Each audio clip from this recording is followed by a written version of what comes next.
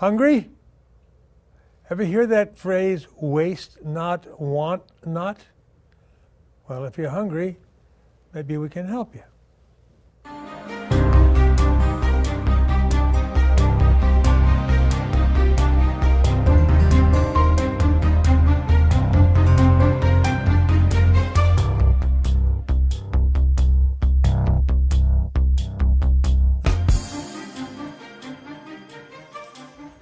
Hello and welcome to Wordnet. I'm Jack Knight, your host.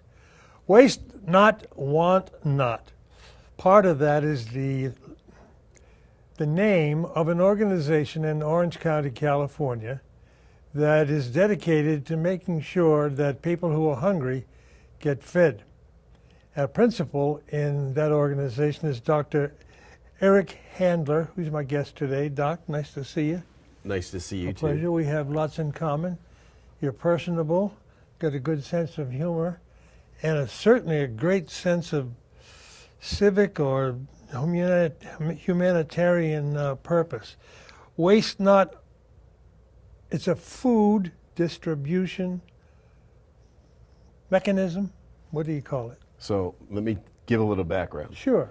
In 2012, I met a individual from the Orange County Food Bank and asked him two questions. I said, do you have enough food in your food bank? And he said, no. And I said, if we captured all the food in Orange County that was thrown out, could we end hunger? And he said, yes. And I looked at him and I go, why aren't we doing it? And he goes, that's a very good question. So I brought great minds together to say, how can we end hunger in Orange County? I even told my boss that I wanted to end hunger in Orange County. He goes, good for you. Good luck. Fast forward to now. Last year we were able to capture 17 million pounds of food, 14 million meals, and we're averaging about 1.5 million pounds of recovered food per month.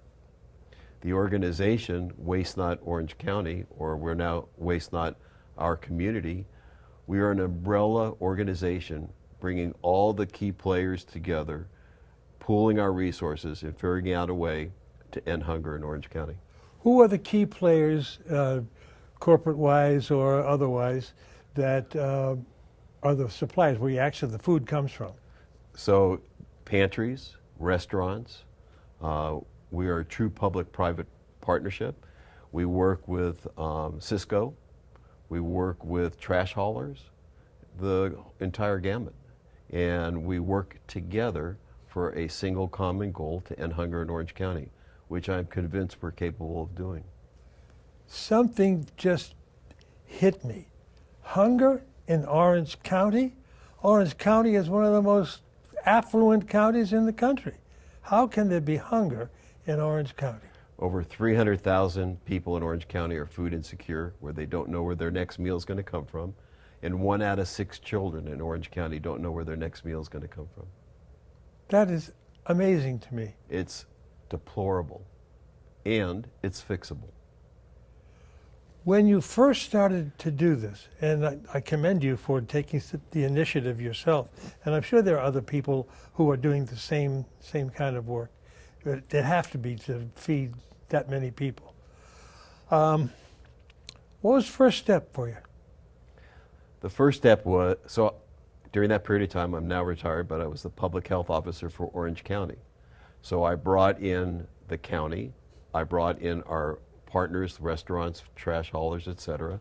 And I said, okay, what strategies do we need to put in place to make this happen? Because I know nothing about the food industry. All I know is I wanted to end hunger. And I wanted to bring people together to figure out a way to make this happen. Out of that large group, we formed a smaller group called the Waste Not OC Coalition. And that group, which we started with nothing, we only had student help. We have an executive director, we have several team members that are helping us do this, and we're not only recognized in Orange County, but in the entire state of California, and we also have national recognition. I'm not surprised that there are people that you might come across. You look at them, they're fairly well dressed, and this guy's all right. I was working at a nightclub in Santa Monica next to a Dan Tana steakhouse. I was out back one day doing some maintenance thing, and I see a man, well dressed, leaning over into the garbage bin looking for food. And I couldn't believe it. And I said, "What are you doing?" I was going to get something to eat. And I gave him $20, and I said, "Don't come back." But I shouldn't have said that. I should have known someplace I could have sent him so he wouldn't have to come back. And of course, Waste Not OC is doing that. Your clients come from all across the county, right? So Waste Not OC is a three-prong approach to ending hunger. Yeah. So the first part is getting restaurants and grocery stores to donate food. All right. Because I was the public health officer, we had environmental health specialists course. who do the restaurant inspections, Yeah. encourage food donations. And as a matter of fact, when they do the restaurant inspection, on the form they sign with that inspection form, there is a paragraph that says you are held harmless under the Bill Emerson Good Samaritan Act if you prepare the food correctly and donate it. The second part of our program is to identify people that are food insecure. So every admission at Children's Hospitals of Orange County are asked 2 questions about food insecurity. We have Kaiser asking it. We've got pediatricians, family practitioners. They are now starting to identify people who are food insecure. I've been in private practice and working in the healthcare arena for many, many years. I never, ever asked a single patient of mine if they were food insecure. It is now not only happening in Orange County, the American Academy of Pediatrics came out with a toolkit to help physicians and healthcare providers be prepared to sensitively ask people if they are food insecure. So it's a full toolkit. The last part is we developed a Google map of all the food pantries. You put in your zip code and it tells you which pantry is nearest to you. So we're getting donations, we're identifying people who need it, and then we're getting them to the food so they can get it. Are you getting donations from individuals? A guy goes into his kitchen and he pulls down a can of beans, a can of soup, a package of spaghetti, and he brings it somewhere? Well, we do have those individuals, but we have 2 food banks in Orange County, and Second Harvest and the Orange County Food Bank. So people do bring donations to them, and then we channel people who are food insecure to those food banks. When you think of soup kitchen, people lined up on the sidewalk, and they come in and they get a bag and they fill it up and they go, where do they go? Home, back to their tent? Are the food insecure and homeless closely connected? No. A Interesting. lot of the people that are homeless do have access to food. There are a lot of charitable donations and organizations that provide that. A large portion are people that actually work, have employment, but aren't able to pay rent, clothing, car insurance, their vehicle. And one of the last things to go is, if you run out of money, is food. So they'll spend the money on food that's not healthy per se, but it's very expensive to live in Orange County. And so it's not surprising that a large proportion are actually employed. Do you find that your own, call it notoriety, has spread to other places? Yes. That's great. It's amazing. We had a congressional report done in Congress on Waste Not OC by Senator Lou Correa. We have had numerous recognitions in California, and we are now working with several counties, both in California and in other states, to have them model the Waste Not OC Coalition model. Oh, that's good. That's really good. From where we started to where we are now is just unbelievable. But when I present about Waste Not OC and the coalition, I start my presentation by saying, out of my entire career, this has been the most political issue I've ever had to deal with. Really? Hands down. What's the most political thing involved? Institutions are very resistant to innovation and change. And so when you have an idea and an innovation, the first response is, no, we can't do that. So it's very interesting, the pushback that we received on multiple fronts on our campaign to end hunger. Just imagine that. All we wanted to do was end hunger, and we had roadblock after roadblock after roadblock. And we were able to overcome those roadblocks by having a core group of people that were passionate and dedicated about the issue. And there was no way we weren't going to be successful. I want to follow up on something that you mentioned, and that was that hospitals, pediatricians, social workers are now asking questions about food.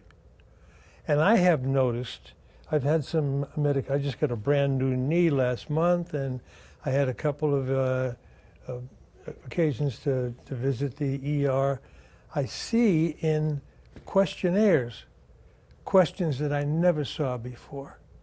Have you done this? Have you done that? Have you in the last 2 months? Stuff like that. Matter of fact, I filled one out the other day. I said, well, why are they asking? Bing! Exactly what you were talking about. That's identifying right. And maybe be able to prevent something bad from happening. Let me just... Yeah. So you had knee surgery, replacement. Yeah, right. If you don't have access to food or limited access to food, what do you think your recovery time would be like? Without proper nutrients? Double, triple. That's right. So what we're focusing on are social determinants of health. And housing, poverty, hunger, those are things that we need to focus that can change the paradigm of how we're looking at people and treating them. Medicine has come a long way, and pills seem to be everywhere, and they're abused. And when they should have been concentrating on other aspects of the illness or the disability. We're going to talk about that a little bit more. We're going to be back in a couple of moments, but stay with us. Say a prayer while we're gone. In life, we are not alone. We live with and among people. We constantly enter into contact and relationship with others. Some of these relationships are very formal and superficial, but some are very deep and intimate. How do relationships work? We can all easily relate with those relationships that have been wounded, which are sometimes even bleeding. Father Martin Padovani, SVD, has written a book called Healing Wounded Relationships. It is the result of his many years of work as a marriage counselor. He deals with some of the very simple but pertinent topics like communications, listening, intimacy, forgiveness, reconciliation, and dealing with anxiety and fear. And of course, a very practical question: how do you make a marriage work? You will surely be enriched by this book. You should get it for yourself, or maybe get a copy for a relative or a friend. Be blessed by this book and improve your relationships. Call the number on the screen or email us to get your copy. You can also place your order by visiting our website. Do it today.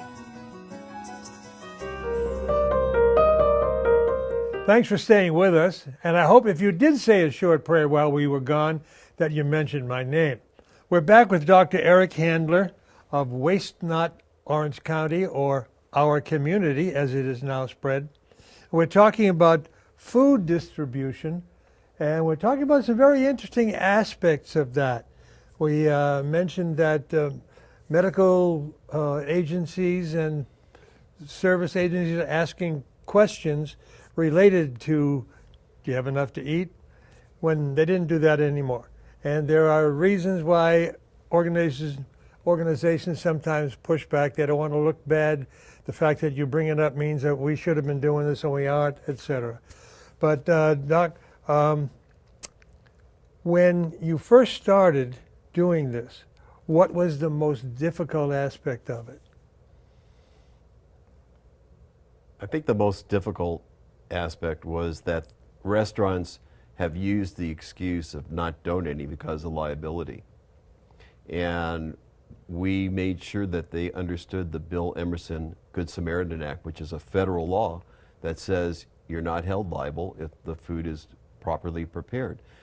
And so when you take that away, they go, okay, now what excuse are you going to use? The other interesting thing is our executive director, Mike Liarakis, is a restaurant owner.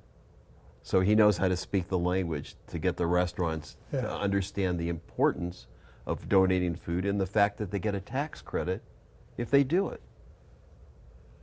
And right now in 2020, there's a law that will take effect that says you have to decrease the landfill contribution by 50%. Oh, yes. Cities are contracting with Waste Not OC and the trash haulers, and they're saying, okay, we can help you meet that requirement. And do you know what the cost per resident in Orange County is to do that, to reduce the landfill contribution by 50%? It's 17 cents a person to capture that food. Nothing costs 17 cents. On average, it's 17 cents. 15 cents costs 17 cents. On average, it's 17 No cents. kidding. No kidding. That's amazing. Isn't it? Yeah. When I used to see, I worked in the dining hall as a freshman in college. And the food that was wasted went right into a bucket. I was in the dish room. People would come up with their trays and there'd be food in there. And we would take the food and we'd throw it into a garbage can. And that garbage can was dumped somewhere, and somebody who had goofed off had to go clean those garbage cans. That was the job that was left to somebody who goofed up.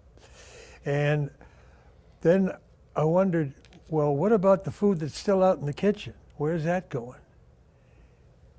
I never found out. But now it's more and more going somewhere where it's going to do good. Well, let me give you a perfect example. Yeah. Waste Not OC won an award by the state for our innovation, and we were about one of 20 recipients of that reward. So the award ceremony was at lunch at this hotel. And as I'm walking into the reception, one of the organizers pulled me out and he says, Dr. Handler, we have to talk to you. And I go, what? They said, we ordered 75 extra box lunches, and we asked the hotel, we would like to donate, and the hotel says we can't do it because of liability. And I go, is this a ploy to see if Waste Not OC is actually doing what we're saying we're doing? So I met with the manager for 15 minutes, and the next thing I know, the 75 boxes of for lunches were donated to an organization, a pantry. So it's education. If you educate people, they do the right thing. But I wanted to share with you too, this journey, even though politically it's been difficult, it's been one of the most magical journeys I've ever been on. And I'll give you a perfect example. When I make presentations in the beginning, the waste, everybody would talk about the waste in schools, that the cafeterias would be throwing food away, and schools are resistant to donate because they feel that liability and other issues are critical here. We were able to work with the majority of the school districts that they are now donating food, but the nice magical part of all this is when the lunch meal is prepared to be donated, Yellow Cab goes out, picks up the food, and delivers it to the nearest pantry. Get away. Yeah. This is a true public-private partnership focusing on ending hunger. Say. Well, the next time I get into a Yellow Cab, I'm going to look out and see there's a piece of apple pie down on the seat. There you go. There. But that is, it's amazing. It's true, and it's wonderful. And I'm sure that somebody else is going to figure that out. I mean, Uber delivers, Lyft delivers sandwiches. You call up the restaurant and they say, I bet it's going to spread. Well, the reason Yellow Cab in Orange County was utilized is they have not only screenings of their drivers before they become drivers, they do it when they're on board and employed. So the schools are very comfortable having Yellow Cab drivers come onto the school grounds. They don't touch the food. The food handlers in the school put it in the cab. The cab drives off, and the pantry food handlers pick it up and take it into their pantry. And since Waste Not has started doing this, tell me that number of millions of pounds of food. 14 million meals last year, 17 million pounds of food donated. Over 3 years, 37 million pounds of food. That would have been thrown out. And it would have been thrown in the garbage, in the dump. Right. So with a program like this, all of that stuff that would have gone to the dump went to somebody's tummy. It was donated. Yeah. And what's really interesting, we found that some of the food that was donated wasn't being utilized by the pantries. They're not going to turn anybody down who gives them food, but they can't use it. Yeah. So we have developed culinary kitchens that repurpose the food, freeze it, and give it back to the pantry so that it has longer shelf life and it's more viable for people to come in and take the product. Now that is brilliant.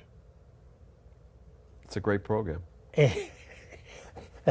I wouldn't have thought it up, I don't think. That's pretty amazing. It's just because we have such a core group of dedicated people that are passionate about these issues, they come up with solutions like that. In that area of what you're doing, how many people would you say are volunteers? It varies. We have an app on our website, wastenotoc.org, that if people want to volunteer to pick up food and deliver it, you can. So we're always having volunteers, especially from high schools, universities, people that are interested in doing that. But I want to share, I'm always asked, where does this come from? Why are we doing this? And one of the campaigns that came out of the Waste Not OC was simple acts of kindness. Oh, yeah. And it starts, what I was hoping, in the family unit. So there's a video on YouTube that I did called Eric Handler's Simple Acts of Kindness. And I'm trying to instill in the family unit that every night you ask your children and each other, what was your high, what was your low, and what was your simple act? And what's interesting is you start doing simple acts. And food, donating food is a perfect example. Helping somebody else is a perfect example. What just amazes me is your simple act becomes your high for the day. I wouldn't call myself this really generous, hands in my pocket, ready to give out money. But there have been times in my life when an opportunity presented itself and I couldn't stop myself. I was sitting in a well-known restaurant chain, and the fellow next to me sat down and he said, "How much is a cup of coffee?" Right there it tells me the guy's broke and maybe has not even got enough for a cup of coffee. I said, "You hungry?" And he said, "Yeah."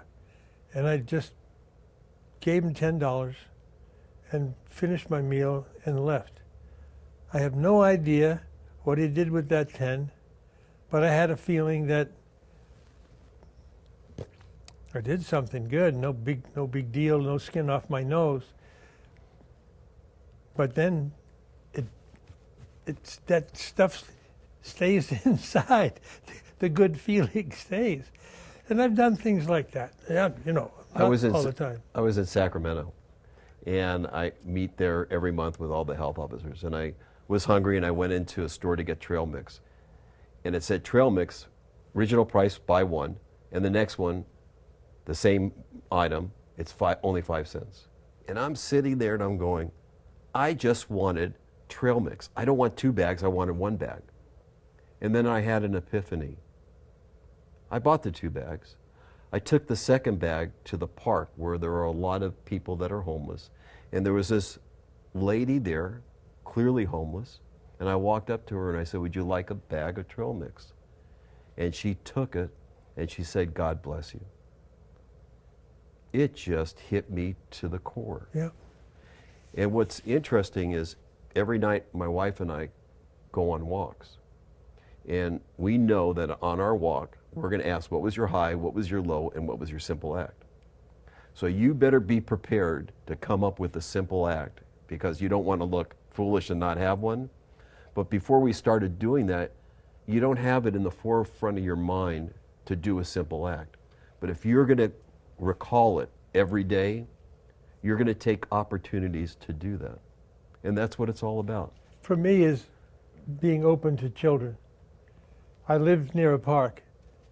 Nannies and baby carriages, mothers and children, families, and I always wave. And when a kid waves back at me, oh, It's wonderful. yeah. And it doesn't, it's interesting. It's not a small act or a big act. It's doing the act. It's being generous in yourself to others. And I can't think of a better cause for a person to do. Right. Boy, I want to, Doc, just fantastic. Some of this yellow cab, I just can't believe it. And you brought a smile to my face with a number of things that you said. And I want you to join me. And you out there, join us with a prayer for the continued good work and people who are dedicated to help people just because it's the right thing to do. I want to thank people that support this ministry and people who have joined us here in our audience today, and for others out there who continue to watch and think well of us. God bless you all. Thank you.